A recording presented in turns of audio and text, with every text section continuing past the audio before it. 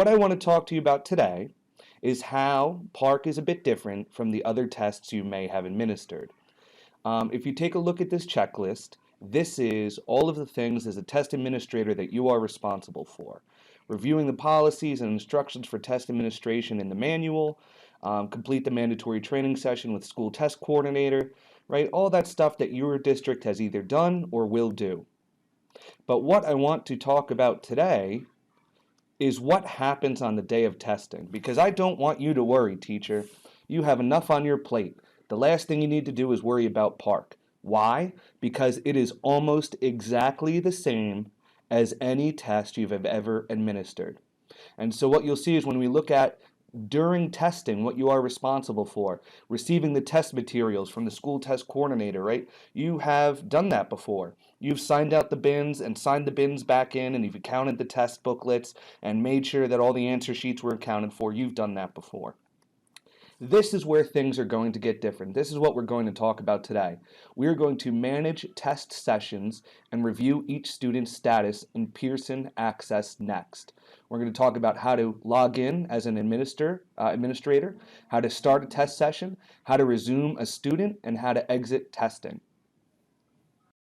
So before we get too far into this, I want to say that I reserve the right to be wrong. As far as I can tell, and as far as everybody I've talked to and everything that I read, this is going to be the process with which you administer PARCC. But this isn't the final version. I haven't seen the PARCC. I don't work for PARCC. I don't do any of that stuff. But it is just what I have been told is going to be the process. And I wanted to put this video together for you so you can get an idea of the biggest difference between the old test that you've administered and new PARCC, right? PARCC is on the computer. As a test administrator, you are also going to be on the computer administering the test. And it is not as hard as it seems, I promise. So what we're looking at on this screen is training module for the PARCC Next program. So this is what they have given site coordinators and district coordinators to practice and play with. So again, it might be a different color, some things might be moved around, but as far as I know, this is pretty close to the final version. First thing you want to do is you want to make sure that you are working in the correct time. You'll see that I have the PARCC for the PBA 2015 because that's what's coming up. I want to make sure that's where I'm working in, and I see my school district over there to the right. I can't say for sure how much or how little of this you will see as a test administrator. I know that you are going to see probably only what you need to see. And as far as I can tell, and again, as far as I've been told, we are going to spend most of our time in this screen. Now you'll see test session 1 is already loaded up for me, as are all the kids that are taking this test.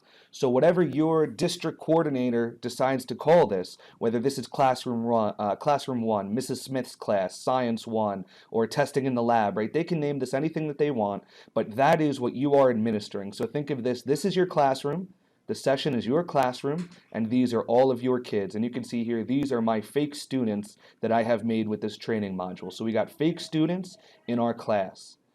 In the event that you don't see your class, right, I would just come over here, I would type in what it is named, I would click on it, and it pulls it back up, okay? The two most important things that you will have received on the day of testing is what is called the seal codes and what is the student testing ticket. Most likely, this download resource section will not be available to test administrators, right? That's you, the teacher. What a seal code is, if you remember when you took the paper test, you know how they would tape the sections together and you would have to split them open with a pencil? Well, the digital version of this is the kids will have to enter the seal code to go to the next section. So when a student finishes one section, they cannot start the next section until they receive the seal code. So you, as the test administrator, do not want to give out that seal code until everybody is ready to move on. That's really important to know. Seal codes allow students to start a section. So you'll see here, to start section 1, we would give students this code. When everybody's done and ready to start section 2, we would give them that code. When everybody's done and ready to start section 3, we would give them that code. Okay, so seal codes should only be given out when everybody is ready to start the next section. The other important thing that you have received is the student testing ticket. It'll probably be printed out and probably be cut along this line here, but basically it'll give you the student's name, what section they're in, and what test that they're taking, and then it will tell you their username and password that they can log in on. Because if we go back to what we are responsible for, we are responsible for helping students to log into TestNav at that address there. And how they will log in is with this name and password. So if you see on this screen, this is what it will look like for a student. This is the student view. So I'm a student. I'm going to take my username. I'll paste it in there. I'm going to take my password. I will paste it in there. And again, I'm not sure if they will have these numbers. I'm not sure what the username and password are going to be, but this is what they're going to be doing. So I'm going to log in as a student right now. Make sure that students test audio. Once you start the test, you will not be able to adjust the audio. So make sure they adjust the audio before they start the test. I'm going to be my student self, and I'm going to sign in. Oh no, the username or password you entered is incorrect, or the test session has not been started. So if we come back to this screen here, you will see that we have not started the section. Before we start the test session, let's talk about this screen a little bit. We can see that we have 10 students in the ready status up here, and we have 10 students in the ready status down here, right? Same 10 students. This bar will just change colors so you can get a quick, almost heat map look at where students currently are. What ready status means is students are ready to log into a section for the very first time. When a student logs in for the first time, they will then go to active status, which means they're actively taking the test. This bar will turn partially green to show you how many students are actively taking the test, as will each individual student's status down here turn to green for active. If a student exits the test for any reason, whether the computer explodes, the internet goes down, whether they accidentally click outside the browsing window, whether they close the browsing window, whether they have to close the browsing window to go to the bathroom, anything that happens where they are not actively taking the test, they will go to the red exited status. And again, you'll see it in this bar up here, as well as next to the individual student. So ready means ready to take the test for the first time. Green means taking the test for the first time and is actively continuing to take the test, while red means they are exited. Okay, so what we're going to do is we're going to start this section, and we have now a little green dot next to test session, and the button says stop. This is now an active testing session. Students are allowed to log in. So we could go back to this screen, we can sign in. So I'm actually going to switch over to my cell phone for this next part because I have logged in as a student, and you can see I actually can't move my mouse. You see I have dual monitors here. I can't leave this screen. You'll notice that there is no exit button up here. I can't minimize, I can't maximize. I literally, as a student, cannot escape this test. So I'm on my cell phone for a minute. I'll go through a little bit. Test will load up, and you can see here's the official practice test. Students can go through, and then you'll see all the features that I've talked about in other previous videos. But I just wanted to show you that it is not possible for a student to leave this screen. If a student has to go to the bathroom, or if you need to basically log a student out of the test at any time, you will see that they're going to come up here, they're going to log out of TestNav, and save and return later. And this will exit them out, and they will have a fully functioning computer again. So now that I've gotten control of my computer back, let's take a look at this teacher view again. If I refresh, I should see that one student is in exited status. You can see here one student exited, which means they had started the test and they have exited for whatever reason. Notice that the test session is still running, and I cannot stop the test section because there are 10 active students. So we have one exited student, whether they exited because they had to go to the bathroom, the computer crashed, the internet went down, they closed out the browser, they logged out on accident, right? We have one exited student. right? Let's pretend that the rest of these students are actively taking the test, and we need to get this student to be able to log back in, because they cannot log in from exited status until you, as the test administrator, set it up so they can resume it. Up here is the task panel. This is how you get to do some fun things as the test administrator. If I pull down, I'm going to go to student test statuses. If I click this button here, it'll mark off both boxes. But for now, let's just go to resume student tests. I click on this box. It will take me to this menu. I see that I have 2 students in exited status. I logged in during the break with another student. I'm going to click this student. I'm going to click that student, and I'm now going to select resume. These students are now able to log back in and continue taking the test. Okay?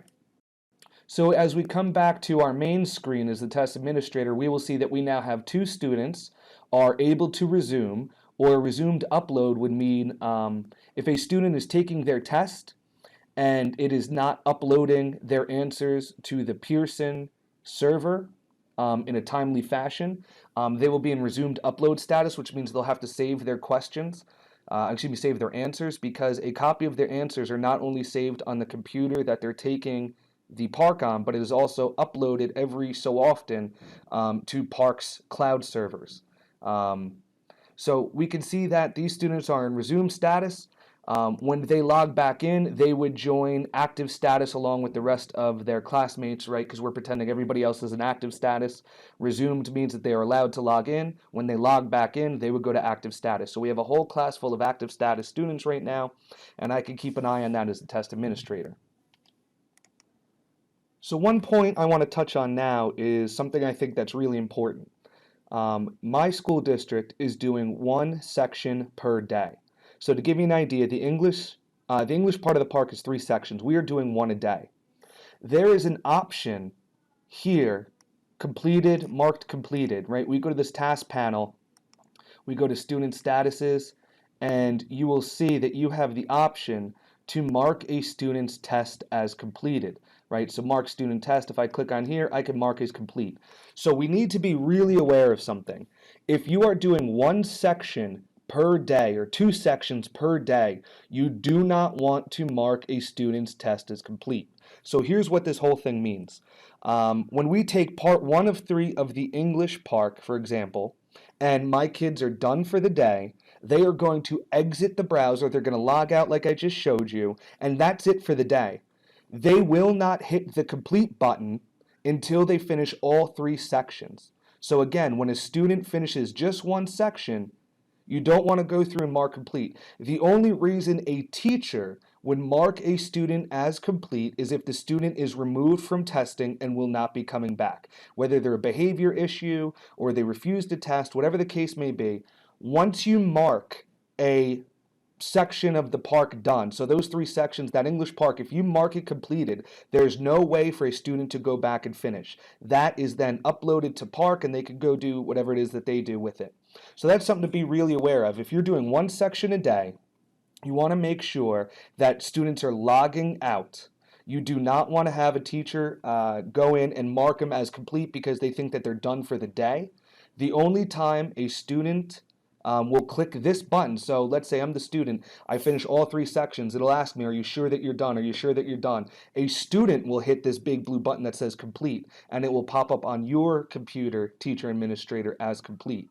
The only reason a teacher would ever mark something as complete is if a student is removed from the testing site and is never coming back, which means you probably have to fill out an irregularity report, there was some type of cheating, there was some type of big time issue.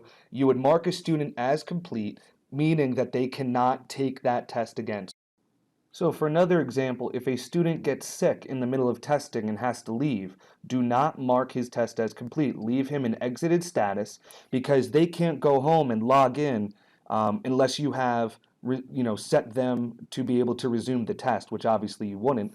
But if a student gets sick, he goes home, leave them in exited status, and then when you have your makeup testing, you would just resume the test. They can stay in exited status as long as they need to. As long as that PARCC testing window, which is like a month long, is open, they can exit and resume a test as needed. So, that's really important to know. If the computers all break or, there's a fire alarm and the computer, all that crazy stuff that we always talk about and, worry about, do not mark a student's test as complete. So that was like 5 minutes of marking complete versus exit status. And, I just wanted to make sure that everybody was kind of aware because I think that's really important. So another neat feature is if I were to click here on a student's status, I would actually be able to see where they are and what they've completed. I can see that I have visited 4 questions. I have 19 questions remaining. I have answered no questions, and I can look and see where I am and how long it's taken. I don't know what you would need that for, but it's kind of neat that it's there, and probably will be viewable for teachers. A couple more things I want to point out. I cannot guarantee that they will fall on your lap as teachers, as test administrators, but if you need to add students, remove students, or move students between testing sessions, that would be in this area. I would imagine that would fall to your site coordinator or district coordinator, but just in case you're looking for it, that's where that would be, and it's pretty self-explanatory. The other thing I want to make you aware of is this red flag up here. This is where you will get any errors, any warnings, any notifications. So you can see that I have student critical warnings. I could have student errors, I can have student warnings, I can have critical warnings. Okay? First thing to be aware of is nothing that appears in this menu will stop a kid from testing. All of these can be handled after or during a kid's testing. Most of the time, what it seems to be is that a student's information is incorrect. When a student is registered for PARCC, they have to have certain information, the first name, last name, right? Otherwise, they can't be registered. So anything that pops up as a notification is most likely something to do with you forgot to leave, you forgot to fill in a panel or something like that. Again, I don't know if this is going to fall into teachers' domain. I don't think it's going to. But just in the event that this flag starts to blink or it tells you you have warnings, you can come in here, you can check them out. And again, for the most part, it's going to be some type of student information error. And again, it will not stop a student from testing. So if you get these warnings, you get these notifications, do not panic. They can be handled during the test, they can be handled after the test, and they're probably going to be handled by somebody who isn't you. So that's nothing to worry about. So as students finish the sections, as students finish the English portion or the math portion of the PARCC, you will see that they will either be in exited status or they will be in completed status. Once everybody is either completed or in exited status, you can stop the test session, right? You would do that at the end of the day or at the end of the whole, English or math unit. As long as a student is active, you cannot close the testing session, right? So either they're exited or they have completed their session, you can then close that up. Otherwise, as far as I'm aware, as far as I know, that is all that you are responsible for. If we go back to our list, we talked about how to log in, we talked about how to start sessions, I showed you how to resume a student, right? And they can then log back in once you put them in resumed status. I showed you how to exit the testing session. I showed you how students log in. Everything else on here you have done 1,000 times before, right? You've followed the chain of custody. You've signed things out, counted them, handed them out, took them back, counted them again, signed them back in. You know how to keep time. You know how to supervise and provide breaks if they need to. You know how to hand out, the math formulas and the scrap paper and all that stuff. We've done that all before. I'm pretty sure every district has to have a tech person on site, so you don't really have to worry about troubleshooting computer-based issues. But that's it. That is your responsibility of the day of testing. And again, this is the big difference. And I showed you how to do that stuff, and it's really not that bad, I promise. You are going to be okay. You have nothing to worry about. That being said, I reserve the right to be wrong. I do not work for PARCC. I don't work for Pearson. I don't work for the Department of Education or anything like that. I am just a teacher who is trying to help my teachers feel at ease and get over some of that anxiety if they have to administer PARCC. So if you found this video helpful, awesome, let me know. If there's something that I was not clear about or maybe I gave some wrong information, feel free to let me know. I can edit the video or make a new video. It's not a big deal. I enjoy doing this. But otherwise, when you are done as the test administrator, we come up here to this little guy, we sign ourselves out, and that's it. That's all there is to it. All right, so We as teachers have enough on our plate. The last thing we should worry about is administering PARCC because it really isn't that bad. Have a great day.